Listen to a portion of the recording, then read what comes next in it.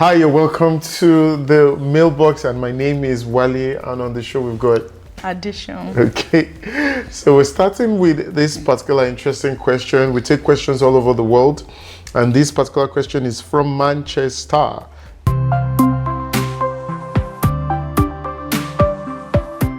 Chidi says, my wife wants me to get a vasectomy. Before marriage, my wife and I discussed family planning for her. Now, in the space of 9 years, we have 6 children, twins, 1 child, and triplets. Since my triplets' birth, my wife has been disturbing me to get vasectomy, saying I am a sharpshooter. This has caused a lot of friction because between us, I want to believe. She insists I will not touch her till I do it. I'm wondering how we can settle this because I can never do something that will reduce what makes me a man.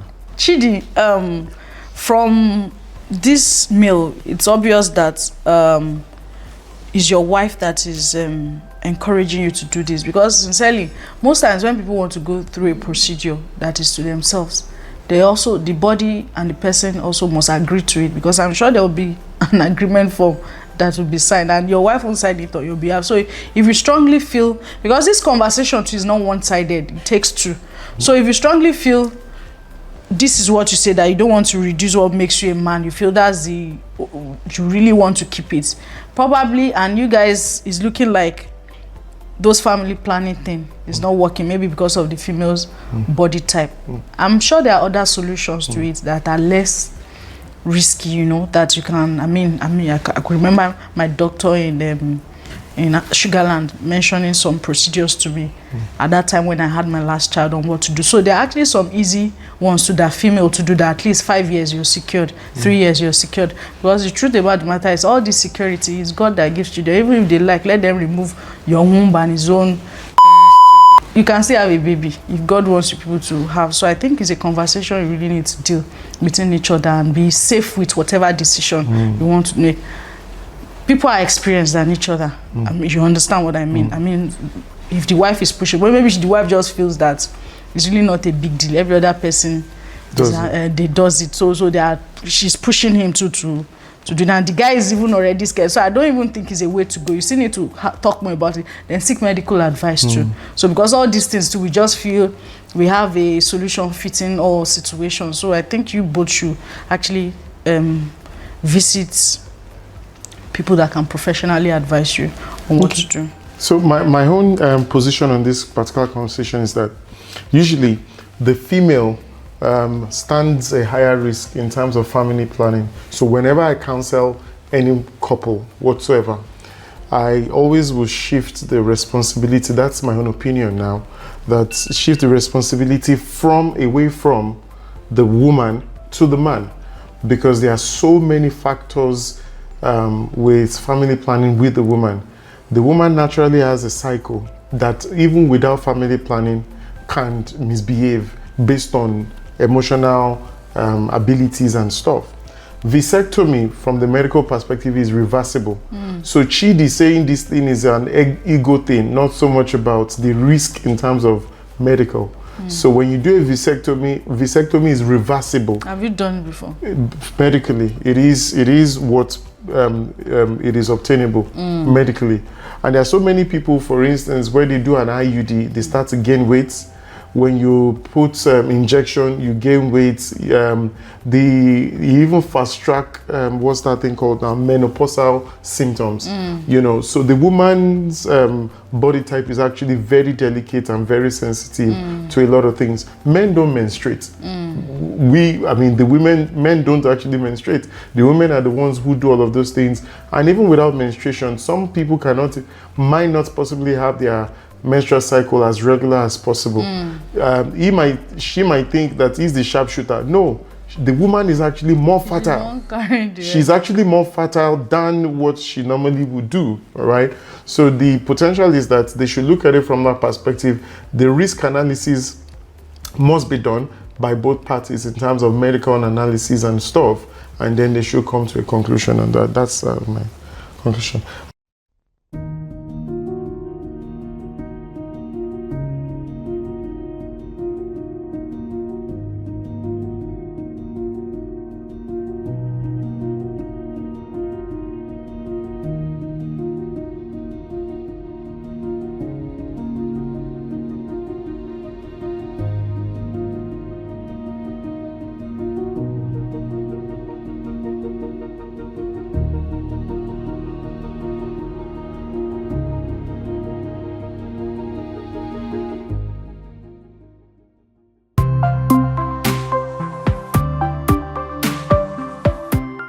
right, so that brings us to the second question.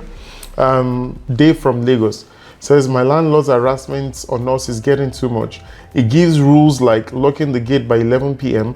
and anyone who isn't in should sleep outside. If you don't come for compound meeting, you'll be fined or you will off your water. He harasses our visitors, especially females that come to visit some of we bachelors. I would have left, but getting a new apartment in this period is difficult. Some tenants are thinking of reporting him to local government office. Isn't that extreme? Whatever is extreme is relative to you.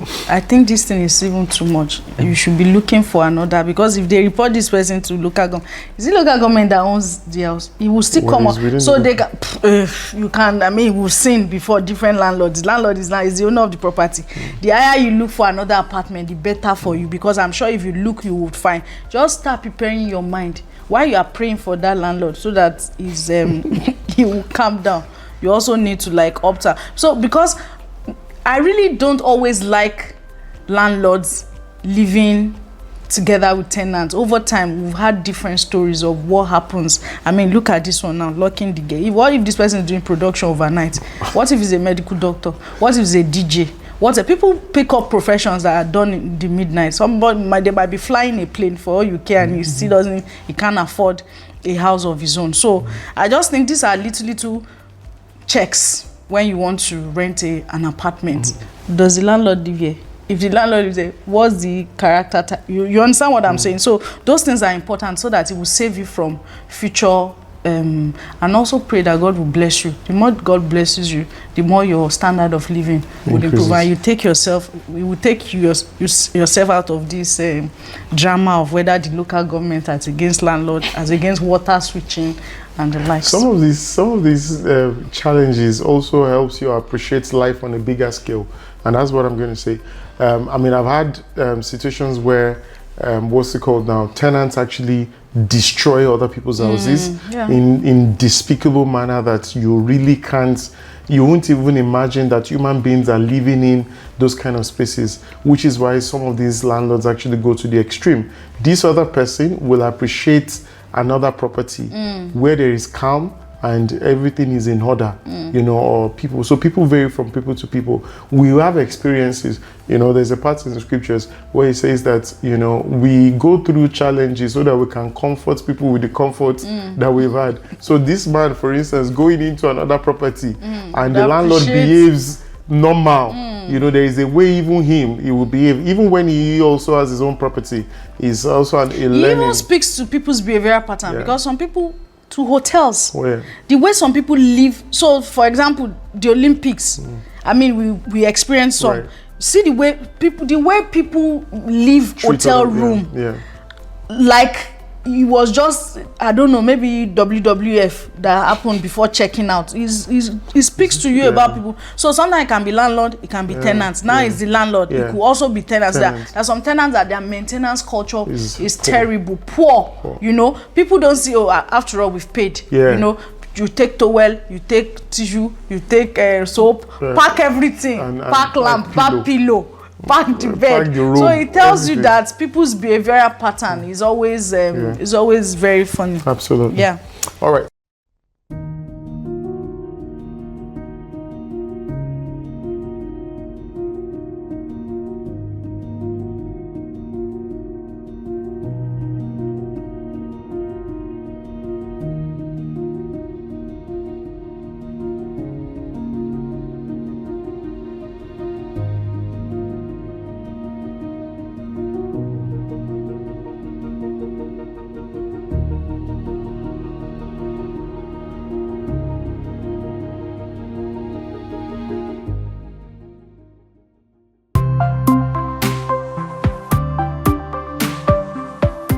So that brings us to the last question on this particular episode: lack of family emotional support. This is from Sean from Texas. So Sean says, my parents provide me with all essentials, but don't give me emotional support. I see how my friends' parents treat her, but mine ain't like that. I always feel so alone, and every time I try to talk to them, they say I can deal with it myself since they have so much to do. Isn't this bad parenting? I'm close to resenting them and can't wait to leave this town. What do I do? Sean, if you can write this mail by yourself, you are responsible enough to own up for your emotional. Don't ever put you see, when you are a certain age, maybe 0 to 5 or to 10, or you can begin to blame people for your predicament. But when it gets to a certain age, you begin to own the narrative yourself. All these things, I mean, resenting your parents because you don't get emotional support, just own up to those narratives. Don't ever be blaming anybody for any emotional trauma or trouble you are going through. You must be able to be responsible. There are certain things that your parents, they have limitations as well, right. You know. So because if you are telling people to help with emotional support, are you cooperating? Are you even listening? So you just get to a certain age and you just feel you have a mind of your own, and you can begin to express yourself, or you know too much, or you're enlightened enough to take certain decisions. So it takes two.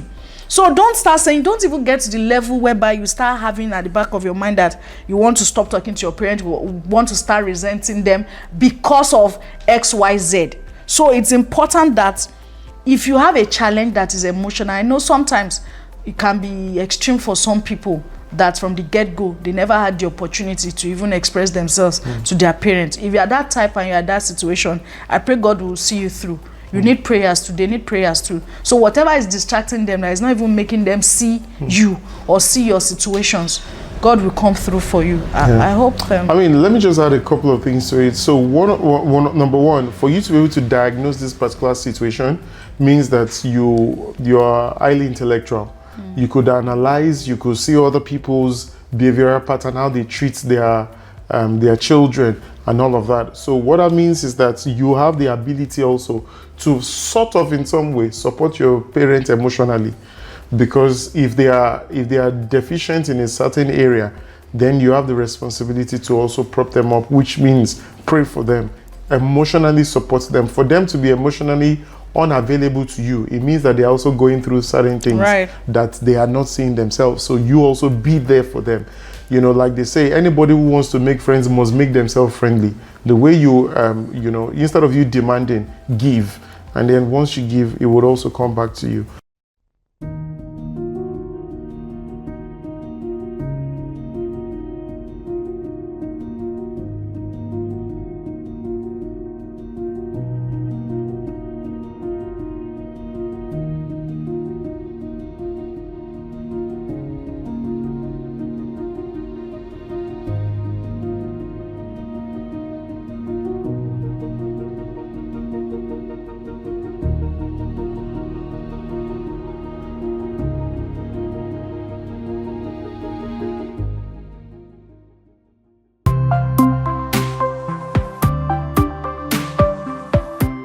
I hope that helps you.